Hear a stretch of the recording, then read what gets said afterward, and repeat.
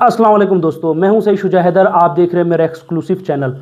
दोस्तों, आज की वीडियो बहुत अहम है क्योंकि आज की वीडियो के अंदर मैं दो पॉइंट्स जो बहुत अहम पॉइंट्स हैं उन पर बात करूंगा। और बेसिकली मैं आज आपको बताऊंगा कि आज पूरी दुनिया के अंदर इस्लाम को दहशतगर्दी के साथ क्यों जोड़ा जाता है। यानी मिसाल के तौर पे पूरी दुनिया के अंदर आज आप देख लें, ख़ासतौर पे यूरोपियन कंट्रीज़ के अंदर देख लें, अमेरिका के अंदर आप देख लें कि वहाँ इस्लाम को दहशतगर्द से जोड़ा जाता है। यानी अगर आप दाढ़ी रखे हुए हैं या अगर आपने जो है आपने ऊंचे जो शलवार पहनी हुई है या आपके हाथ में तस्बीह है तो आपको एक अलग यानी मोस्ट वांटेड शख्स समझा जाएगा। आपको बिल्कुल अलग आपकी चेकिंग की जाएगी, आपको हर तरीके से अलग ट्रीट किया जाएगा।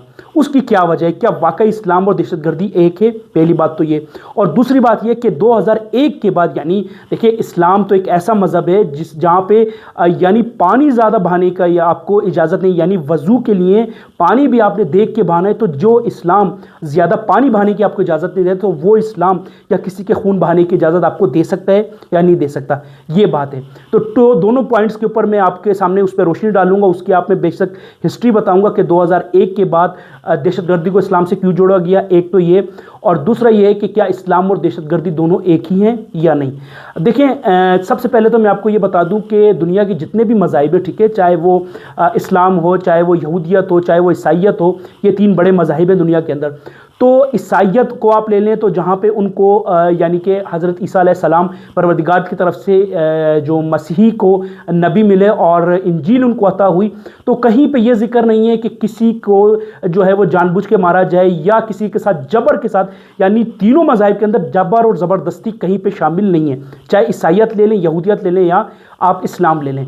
तो इसी तरीके से दूसरे नंबर पे यहूदियत को जब जनाबे जो कौम बनी इसराइल है उनके ऊपर जनाब मूसा अलैहिस्सलाम जब अता हुए और उनको जब किताब परवरदिगार की तरफ से, ठीक है, तौरात दी गई, तो वहाँ पे भी जुल्म और जबर कहीं शामिल नहीं है।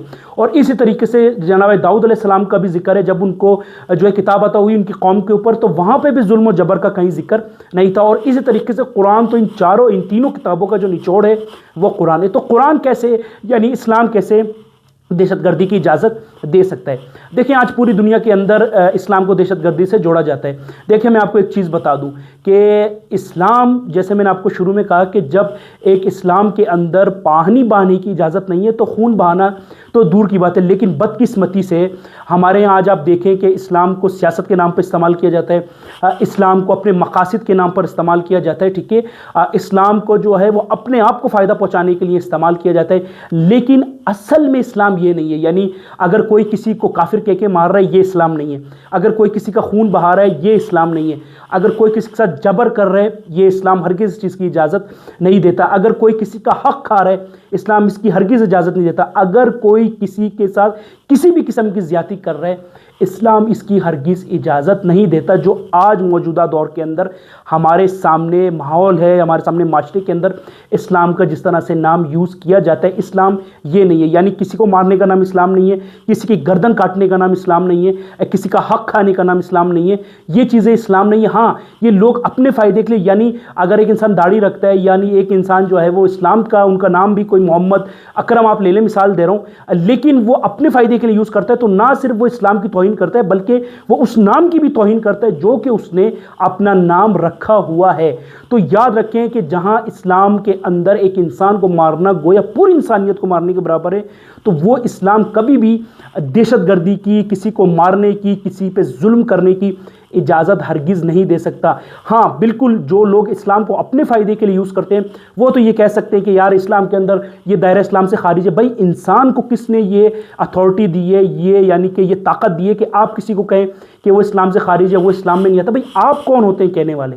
पहली बात तो ये कि दहशतगर्दी का इस्लाम से कोई ताल्लुक़ नहीं है। जो शख्स भी इस्लाम को दहशतगर्दी के लिए इस्तेमाल करता है, यानी अपने फ़ायदे के लिए लोगों को लड़वाता है, लोगों को मारता है, लोगों को खून बहाता है, तो इसका इस्लाम से कोई लेना देना नहीं। याद रखें, चाहे वो कितना भी बड़ा कोई आलिम हो, कोई मुफ्ती हो, कोई कारी हो, कोई भी हो, अगर वो एक इंसान के खून बहाने की आपको परमिशन अलाउ कर रहे हैं, तो याद रखें कि वो इस्लाम से उसका कोई ताल्लुक़ नहीं। हाँ, वो अपने फ़ायदे के लिए इस्लाम ज़रूर इस्तेमाल कर रहे हैं, लेकिन उसका असल में इस्लाम से कोई ताल्लुक़ नहीं है। तो ये तो वो वजह है कि इस्लाम का दहशतगर्दी से कोई ताल्लुक़ नहीं है, पहला पॉइंट। वो उसकी तो बेसिक रीज़न्स ये हैं जो मैंने आपको बता दिए।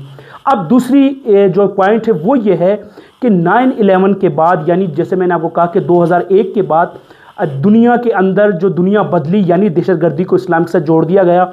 ऐसा क्यों हुआ?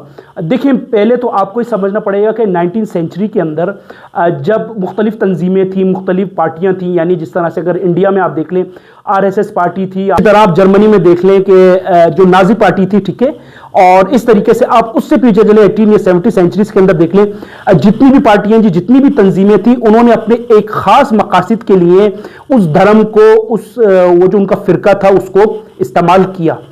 अब बात यह है कि 19वीं सेंचुरी के अंदर 2001 के बाद इस्लाम को दहशतगर्दी से क्यों जोड़ा गया?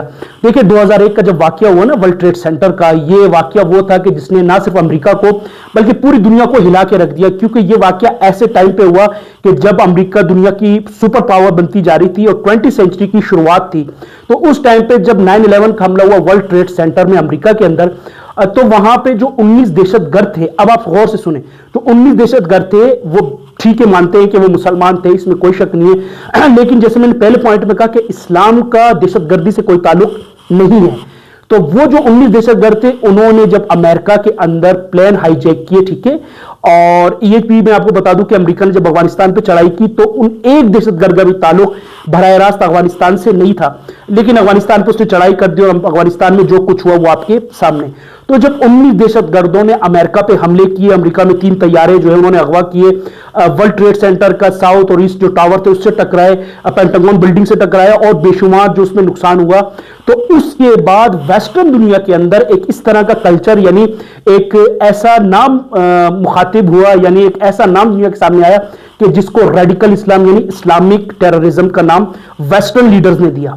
यानी वेस्टर्न लीडर्स ने दिया क्योंकि वो जो दहशतगर्द थे ना, वो बेशक कुछ का ताल्लुक सऊदी अरब से था, UAE से था, इजिप्ट से था, मुख्तलिफ लबनान से था, इन ममालिक से उनका ताल्लुक था, लेकिन वो चूंकि मुसलमान थे तो इस वजह से इसको रेडिकल इस्लाम यानी इस्लामिक दहशतगर्दी का नाम इसको दे दिया गया। और पूरी दुनिया के अंदर, याद यूरोपीय यूनियन के अंदर, अमेरिका में जो बुश की हुकूमत थी, ठीक है, उन्होंने अपने यूरोपियन कंट्री जो इत्यादि थे उनके साथ मिलकर इसको इस्लामी दहशतगर्दी का नाम दिया। और उसके बाद उसने अफगानिस्तान पे हमला किया, और अफगानिस्तान पे हमला जो उसने किया और उसके बाद 20 साल ये अफगानिस्तान में रहे। अब सवाल ये बनता है कि इस्लामोफोबिया यानी रेडिकल इस्लाम, इस्लामिक टेररिज्म, ये 2-3 नाम दिए जाते हैं। और 15 मार्च 2022 को जब इमरान खान पाकिस्तान के प्राइम मिनिस्टर थे, तो उस टाइम पे मुनीर अकरम जो UN के अंदर रिप्रेजेंटेटिव थे पाकिस्तान की तरफ से, उन्होंने करारदाद पेश की कि हर साल 15 मार्च को जो है इस्लामोफोबिया का एक दिन बनाया जाएगा। यानी इस्लाम का दहशतगर्दी से कोई ताल्लुक नहीं। ये बात समझने के लिए, यानी पूरी दुनिया के अंदर, मैंने आपको पहले पॉइंट में बताया कि इस्लाम का दहशतगर्दी से ताल्लुक नहीं है, क्योंकि दहशतगर्दी अलग चीज है, इस्लाम अलग चीज है। क्योंकि देखिए, मैं आपको एक चीज बताऊं कि जो 9/11 के हमले हुए वो एक रद्द अमल था जो अमेरिका पिछले कई सालों से जो मशरिकी वुस्ता के अंदर कर रहा था, जो उसने ईरान के साथ उसने किया, जो उसने फलस्तीन के, जो इसराइल के सपोर्ट में फलस्तीन के खिलाफ किया। तो ये सारी चीजों का एक रद्द अमल था जो कि 9/11 के हमलों की शक्ल में अलकायदा ने किया और वो सारी दुनिया के सामने आया। लेकिन इस पॉलिसी को लेकर जो अमेरिका और यूरोपीय यूनियन चले, जिसके बाद उन्होंने बेशुमार कानून भी आज तक पास हुए पूरी दुनिया के अंदर इस्लाम के खिलाफ, यानी इस्लामिक टेररिज्म के, यानी नकाब पहनने को जो है उस पर पाबंदी लगा दी गई, जो है दाढ़ी रखने पर पाबंदी लगा दी गई, और इसी तरीके से जितने भी जो basic Islamic terms and condition को अपनाने वाली चीजें हैं, जो बेसिक फंडामेंटल जो पॉइंट्स हैं इस्लाम के, उसको जो है उस पर चलने वाले लोगों के ऊपर पाबंदी लगा दी गई। उसकी वजह यह थी कि इस्लामिक टेररिज्म को जोड़ दिया गया, जो दहशतगर्दी है। देखिए, 9/11 के जो हमले, इसमें कोई शक नहीं है, उसमें अमेरिका का नुकसान तो हुआ, इसमें तो कोई शक नहीं है, लेकिन उसका ताल्लुक इस्लाम से नहीं है। देखिए, इस्लाम से ताल्लुक इसलिए नहीं है क्योंकि मैंने आपको बताया कि यह रद्द-ए-अमल था जो अमेरिका पिछले 19वीं सेंचुरी से मुसलमानों के खिलाफ जिस किस्म की तहरीकें चला रहा था, जिस किस्म की वो इनडायरेक्टली दहशतगर्दी करवा रहा था, जिस तरह प्रॉक्सी वार्स वो करवा रहा था, तो उसके रद्द-ए-अमल के अंदर अलकायदा ने अमेरिका पे हमले किए और उसके बाद अमेरिका का नुकसान हुआ।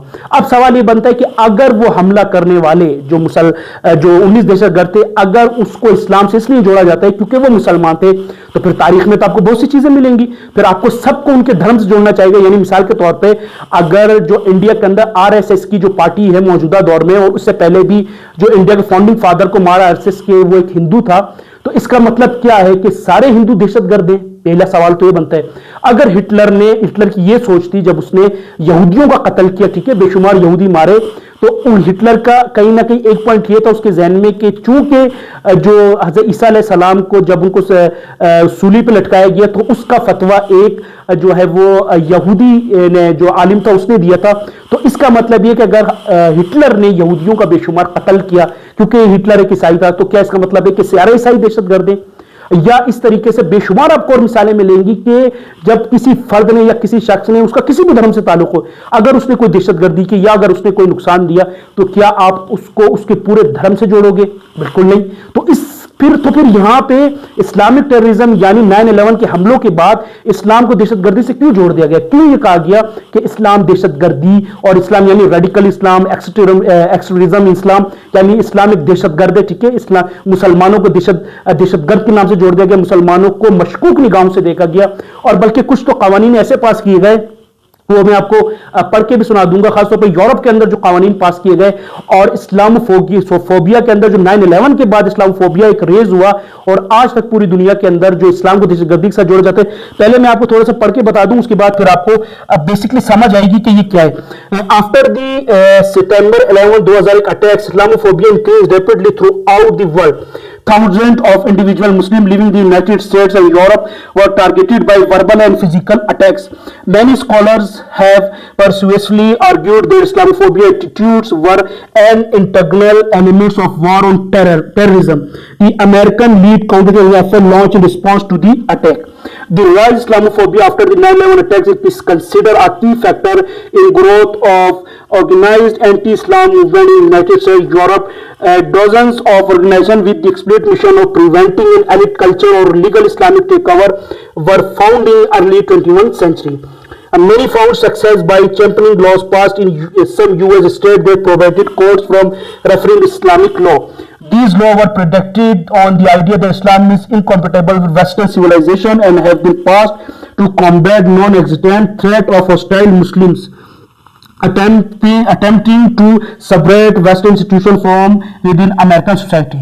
Other legislative and government efforts have led more concentrated discrimination aims than preventing illusory threats. For example, in 2019, Swiss water enacted a law to prevent the construction of minares. यानी 2009 के अंदर स्विट्जरलैंड में ये कानून पास किया गया कि मीनार यानी मस्जिद के जो मीनार है वो जो है वो नहीं बनाएंगे, यानी मस्जिद इनडायरेक्टली, इसका कहने का मकसद ये कि मस्जिद वहां पे जो है वो नहीं बनाई जाएगी। ये स्विट्जरलैंड के अंदर जो है ये कानून पास किया गया। Key part of Islamic house of worship mosques in 2010 France made it illegal to wear a face covering in public, a law whose clear target was preventing the Muslim women from wearing traditional coverings like the hijab.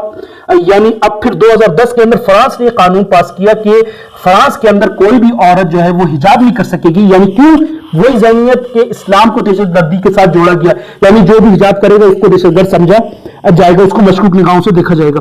In 2021, the Australian Parliament released an online map of Islamic mosques, community centers and more, which activists insist a clear society risk for such institution. यानी 2021 के अंदर Australian government ने भी ये कानून पास किया और इसके बाद यानी ना सिर्फ ऑस्ट्रेलिया बल्कि दुनिया के दूसरे ममालिक के अंदर भी ये कानून पास हुए कि हिजाब हो गया, मस्जिद बनाना हो गया, मीनार बनाने हो गए, यानी हर वो चीज जिसका इस्लामिक ट्रेडिशन, इस्लामिक कल्चर से ताल्लुक था उसके ऊपर यूरोप ने बैन लगा दिया। अब ये सारी चीजें इसलिए हुई क्योंकि इसकी जो बुनियाद है वो 9/11 से ही जुड़ती है, क्योंकि 2001 के अंदर जैसे मैंने शुरू में बताया जब 9/11 के हमले हुए उसके बाद जो वेस्टर्न लीडर्स थे ना दुनिया के, देखिए मुसलमान जो है ना वो कोई इतनी कम आबादी तो है नहीं जो आप बोले कुछ लाखों के अंदर है, यानी पूरी दुनिया का जो 25% आबादी है वो सिर्फ मुसलमानों की बनती है, यानी 1.8 बिलियन प्लस जो पीपल्स हैं दुनिया के अंदर वो मुसलमान है, यानी कोई छोटी आबादी तो नहीं है। अब इसी तरीके से आपने देखा है कि बेशुमार जो है वो चीजें इस तरह की हुई हैं कि जिसके ऊपर यह कहा गया कि इस्लाम को दहशतगर्दी के साथ जोड़ा गया, इस्लाम को जो है यह कहा गया कि इस्लाम चूंकि इस्लामी कानून इस तरीके, यानी देखिए दहशतगर्दी एक अलग चीज है, ठीक है, और इसी तरीके से जो आपके जिहाद है यानी दहशतगर्दी का जिहाद से कोई ताल्लुक नहीं है, जिहाद की अपनी टर्म्स एंड कंडीशन है और जो दहशतगर्दी है उसकी अपनी एक टर्म्स एंड कंडीशन है। तो याद रखें कि इस्लामोफोबिया जो हर साल 15 मार्च को एक दिन बनाया जाता है, बिल्कुल वो इसलिए बनाया जाता है कि उसका मकसद ये है कि दुनिया को बताया जाए कि इस्लाम जो कि एक शख्स को मारने की इजाजत नहीं देता, वो इस्लाम कभी भी किसी इंसान को मारने की, दहशतगर्दी करने की इजाजत हरगिज नहीं दे सकता।